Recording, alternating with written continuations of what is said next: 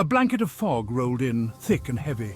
It swallowed the old dirt road, hiding it from view. The air grew cold, biting with the chill of early morning.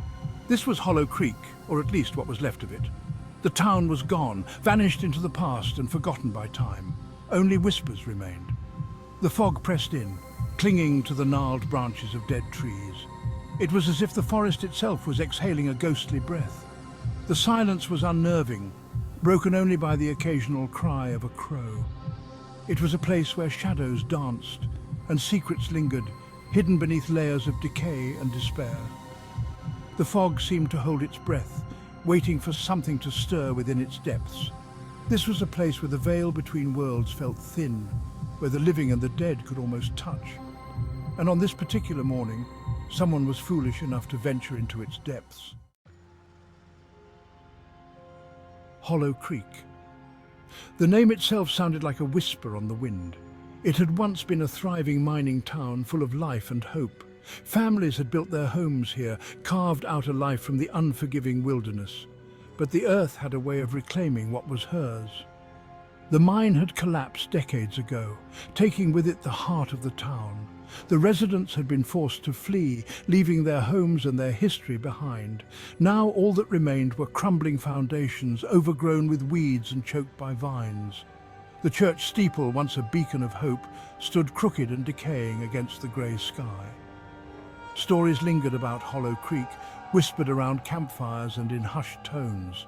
Stories of a curse, of a darkness that had seeped from the earth along with the coal. Some said the miners had unearthed something evil, something that had driven them to madness. Whatever the truth, Hollow Creek had become a ghost town, both literally and figuratively. Alex Hunter stepped out of his jeep, his breath misting in the cold air. He was a man drawn to the unknown, a skeptic who couldn't resist the allure of a good ghost story. He had heard the tales of Hollow Creek, dismissed them as local folklore. But something about the place, the sheer weight of its sadness, called to him. He pulled his jacket tighter against the chill and grabbed his backpack. Inside was his camera, a voice recorder, and a healthy dose of skepticism. Alex didn't believe in ghosts, but he believed in stories. And something told him that Hollow Creek had one hell of a story to tell. He started down the main street, his boots crunching on the gravel. The silence was unnerving, broken only by the sound of his own breathing. The houses stood like empty graves, their windows like vacant eyes. Alex felt a shiver run down his spine. This place was more than just sad, it was oppressive, as if the very air was heavy with sorrow and regret. The forest had once been a source of life for Hollow Creek, providing timber and game. Now it felt oppressive.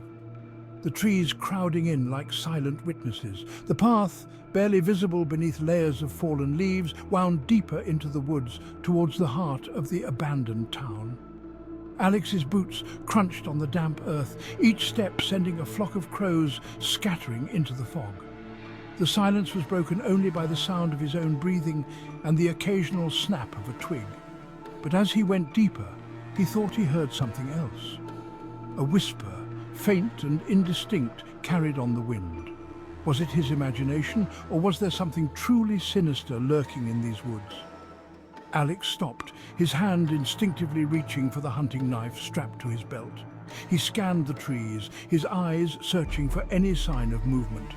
He couldn't shake the feeling that he was being watched, that unseen eyes were tracking his every move.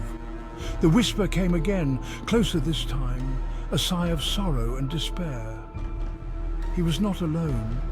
Something was out there, hidden in the fog and shadows. The old schoolhouse loomed ahead, its windows dark and empty. The roof had partially caved in, and the once bright paint was peeling, revealing the rotting wood beneath. An aura of sadness and decay clung to it like a shroud.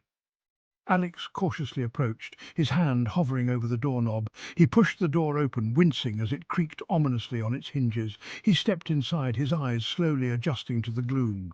Desks lay overturned, their surfaces covered in dust and debris. A lone book lay open on the floor, its pages yellowed with age. He couldn't shake the feeling of standing in the presence of something tragic. The air grew colder as Alex ventured deeper into the schoolhouse. He could hear the wind whistling through the broken windows, creating an eerie, mournful sound. He reached the main hallway, lined with lockers rusted shut with age. Children's drawings, faded and peeling, still clung to the walls, ghosts of laughter and innocence long gone. He thought he saw movement out of the corner of his eye, a flicker, a shadow, gone as quickly as it had appeared. He stopped, his heart pounding in his chest. Was it the wind or something else, something that didn't want him there? The whisper came again, louder this time. It seemed to be coming from the end of the hallway, beckoning him forward. He took a step, then another, drawn by an unseen force. He felt a cold hand brush against his neck, sending goosebumps erupting across his skin.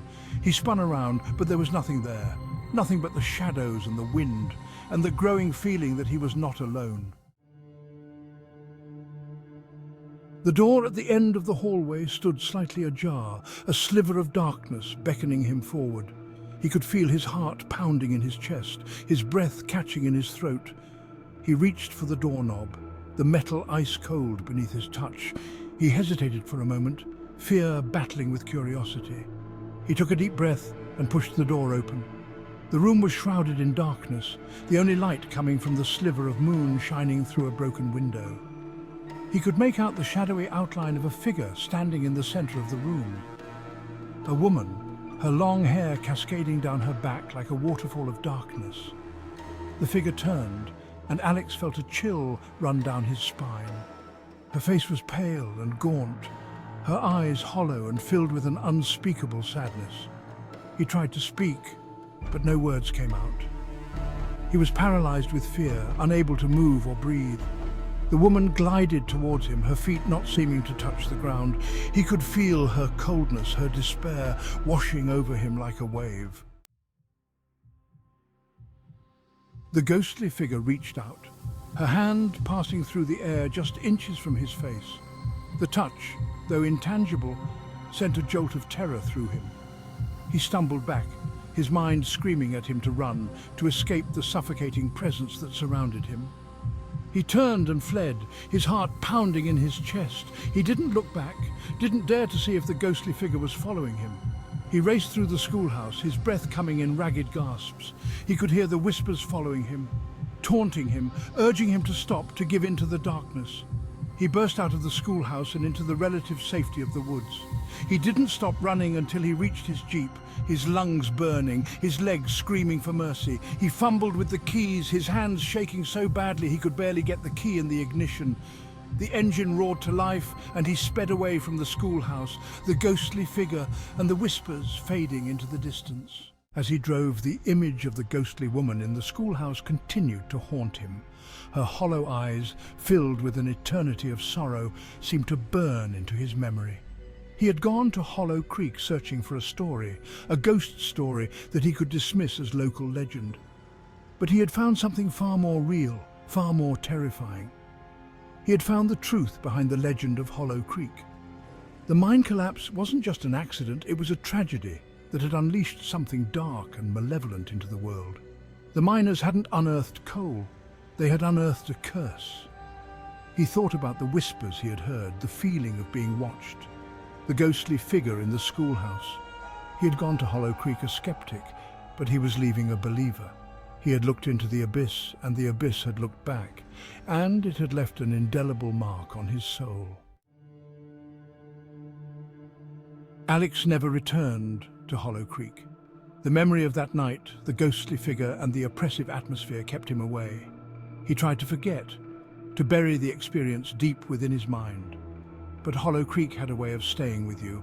He would see the ghostly woman in his dreams, her hollow eyes staring at him. He could still feel the touch of her hand, ice cold against his skin.